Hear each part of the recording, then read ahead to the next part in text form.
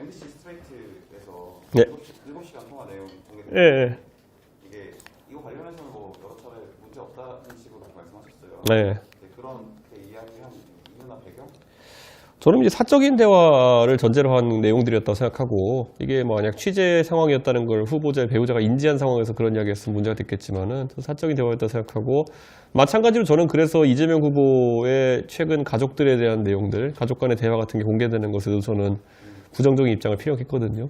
이제 그것이 이재명 후보의 가족 간에 정확히 어떤 저간의 상황이 있었는지가 맥락을 저희가 이해하지 못하면은 또 이해 못하는 부분이 있을 수도 있기 때문에 그걸 감안해서 봐야 된다고 항상 얘기했었고 마찬가지로 우리 후보자의 배우자 같은 경우에도 지난 한 1년 가까이 본인에 대한 좀 본인의 인격에 상당히 이제 좀 대한 공격을 많이 받아왔기 때문에 해명하는 내용을 보면은 뭐 소위 말하는 줄리 의혹이나 이런 것에 대해서도 굉장히 강하게 해명하고 그러니까 본인이 사적인 대화에서 감정적인 부분이 나올 수밖에 없는 상황에서의 대화였다는 걸 충분히 감안해야 된다 이렇게 생각해요 저는. 예.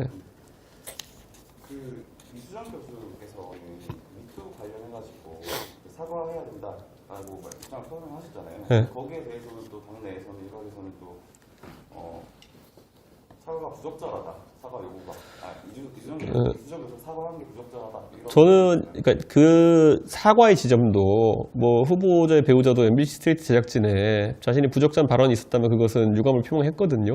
근데 그걸 넘어서 가지고 이것이 2차 가해라고 표현하기에는 후보자의 배우자에게는 이런 것을 공개적으로 언급할 의도 자체가 없었고 어쨌든 사인 간의 대화에서 본인이 편하게 언급한 것을 바탕으로 해서 2차 가해의 의도와 이런 것이 있었다고 주장하는 것은 과하다 이런 이야기를 한 것이고 저는 그 후보자의 배우자도 그 미투 관련 언급하면서 본인이 법률가의 어쨌든 배우자로서 안희정 지사의 어떤 성폭행건에 대해 가지고 원치 않는 성관계에 대한 부분에 대해서는 그 사실관계를 부정하려고 한 건 아닐 거다.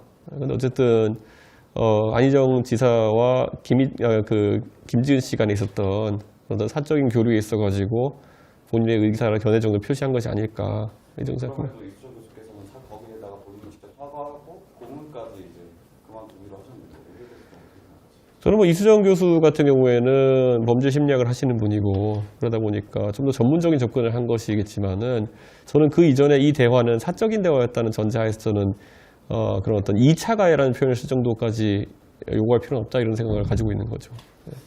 이 발언을 만약에 후보자의 배우자가 어떤 공적인 자리에서 공적인 지위를 바탕으로 했다 그러면 크게 문제가 될 수도 있겠죠. 네. 근데 사적인 대화라고 말씀하셨는데 이제 어쨌든 법원에서도 그렇게 그렇게 판결을 했고 판단을 했고 사실은 기자와의 얘기하는 게 사적인 얘기라고 할 수 있느냐?